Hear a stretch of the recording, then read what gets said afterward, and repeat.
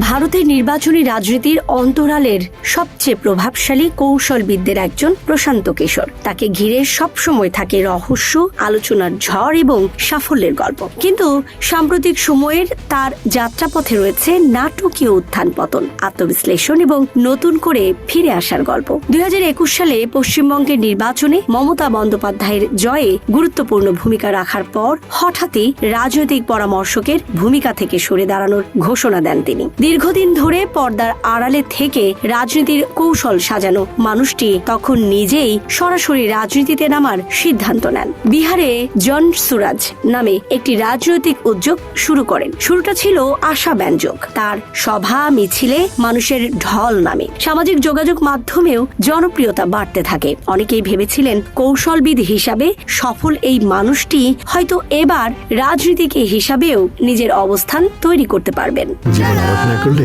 কে করবে? 28% মিল্ক ফ্যাটের অবাক করার সাথে ফ্রেশ মিল্ক পাউডার। জীবন অবাক করুক প্রতিদিন। কিন্তু বাস্তবতা ছিল ভিন্ন। 2025 সালের বিহার বিধানসভা নির্বাচনে তার সেই উদ্যোগ প্রত্যাশিত ফল আনতে ব্যর্থ হয়। এই ব্যর্থতা শুধু রাজনৈতিক নয়, ব্যক্তিগতভাবেও বড় ধাক্কা ছিল তার জন্য। এখানেই তিনি উপলব্ধি করেন রাজনীতির মাঠে সরাসরি খেলোয়াড় হওয়ার চেয়ে খেলার পরিকল্পনাকারী হিসাবেই তিনি বেশি কার্যকর। ফলে আবারও ফিরে আসেন তার পুরনো পরিচয়, রাজনৈতিক পরামর্শদাতা হিসাবে। এই প্রত্যাবর্তনের সবচেয়ে বড় উদাহরণ এখন তামিলনাড়ুর রাজনীতি। দক্ষিণ ভারতের জনপ্রিয় অভিনেতা বিজয় যখন রাজনীতিতে প্রবেশ করে নতুন দল গঠন করেন, তখন অনেকেই বিষয়টিকে কেবল তারকা খ্যাতির বিস্তার হিসাবে দেখেছিলেন। কিন্তু খুব অল্প সময়ের মধ্যেই পরিস্থিতি বদলে যায়। 1 বছরের মধ্যেই তিনি রাজ্যের ক্ষমতার দৌড়ে সবচেয়ে এগিয়ে থাকা নেতাদের একজন হয়ে ওঠেন। 203 আসনের তামিলনাড়ু বিধানসভায় তার দল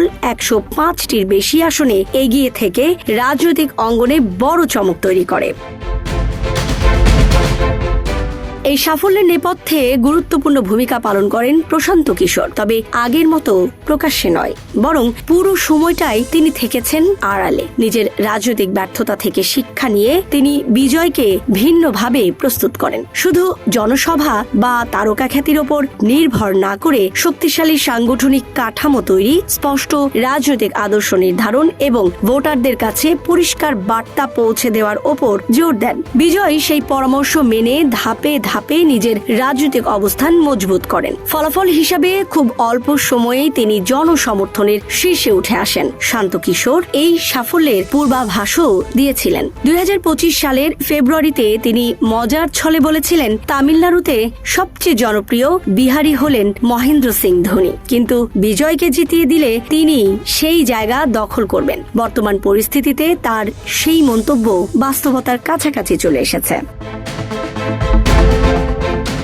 2011 সালে রাজনৈতিক পরামর্শক হিসেবে যাত্রা শুরু করার পর থেকে প্রশান্ত কিশোর ভারতের নির্বাচনী রাজনীতিতে এক নতুন ধারা তৈরি করেন। তার প্রতিষ্ঠিত ইন্ডিয়ান পলিটিক্যাল অ্যাকশন কমিটি বা আইপ্যাক নির্বাচনী কৌশল নির্ধারণে, তথ্যভিত্তিক বিশ্লেষণ, মাঠ পর্যায়ের জরিপ এবং ভোটারদের মনস্তত্ত্ব বোঝার ক্ষেত্রে নতুন দৃষ্টান্ত স্থাপন করে। 2014 সালে নরেন্দ্র মোদীর নির্বাচনী প্রচারণায় কাজ করে তিনি জাতীয় পর্যায়ে আলোচনায় আসেন। এরপর তিনি বিভিন্ন রাজনৈতিক দলের সঙ্গে কাজ করেছেন, যা তার পেশাদারিত্ব ও কৌশলগত দক্ষতার পরিচয় দেয়।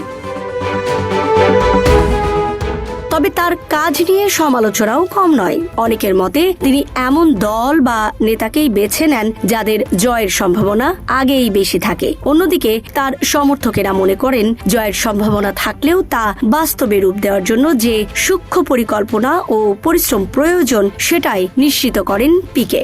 সাম্প্রতিক সময়ে আবারও জাতীয় রাজনীতিতে তার সক্রিয়তার আভাস পাওয়া যাচ্ছে। রাহুল গান্ধী সহ বিভিন্ন বিরোধী নেতার সঙ্গে তার বৈঠক নতুন জল্পনা তৈরি করেছে। যদিও তিনি নিজে এসব নিয়ে স্পষ্ট কিছু বলেননি। তার বক্তব্য, তিনি এমন কিছু করতে চান যা আগে করেননি এবং সেই সিদ্ধান্ত হলে তিনি আনুষ্ঠানিকভাবে জানাবেন। ভারতের রাজনৈতিক বাস্তবতা নিয়ে তার বিশ্লেষণও গুরুত্বপূর্ণ। তিনি মনে করেন কোনো দলই অজেয় নয়। সঠিক কৌশল, সংগঠন এবং ভোট ব্যবস্থাপনার মাধ্যমে ক্ষমতাসীনদের চ্যালেঞ্জ করা সম্ভব। তার মতে ভারতে নির্বাচনে জয়ের জন্য জনপ্রিয়তার চেয়ে বেশি গুরুত্বপূর্ণ হল ভোটকে সংগঠিত করা, কারণ বেশিরভাগ ক্ষেত্রেই বিজয়ী দল মোট ভোটের 40%-এরও কম পেয়ে থাকে। তাদের আচরণ নিয়ে তার পর্যবেক্ষণ আরো গভীর। তিনি মনে করেন মানুষ ভোট দেয় জনকল্যাণ, পরিচয়, ক্ষমতায়নের সুযোগ এবং প্রার্থীর সঙ্গে যোগাযোগের ভিত্তিতে। বিহার ও পশ্চিমবঙ্গে তার জরিপে দেখা গেছে সাধারণ মানুষের দৈনন্দিন সমস্যাও বড় রাজনৈতিক ইস্যু হয়ে উঠতে পারে যদি তা সঠিকভাবে চিহ্নিত ও উপস্থাপন করা যায়। পশ্চিমবঙ্গে তার উদ্যোগে চালু করা হেল্পলাইনে লাখ লাখ অভিযোগ জমা পড়েছিল, যার একটি বড় অংশ সমাধান করে রাজনৈতিক সুবিধা পেয়েছিল শাসক দল। সব মিলিয়ে প্রশান্ত কিশোর এখন নিজেকে রাজনীতিক হিসাবে নয়, বরং কৌশলবিদ হিসাবেই প্রতিষ্ঠিত করতে চান। তার নিজের ভাষায় তিনি হয়তো রাজনীতি পুরোপুরি বোঝেন না, কিন্তু মানুষের কথা মনোযোগ দিয়ে শোনার ক্ষমতাই তাকে এগিয়ে রাখে। সেই দক্ষতাকেই কাজে লাগিয়ে তিনি বারবার প্রমাণ করেছেন রাজনীতির ময়দানে সব সময় সামনে থাকা মানুষটি সবচেয়ে শক্তিশালী নয়। অনেক সময় আড়ালে থাকা পরিকল্পনাকারী পুরো খেলার গতিপথ নির্ধারণ করে। Desk report, Dhaka express.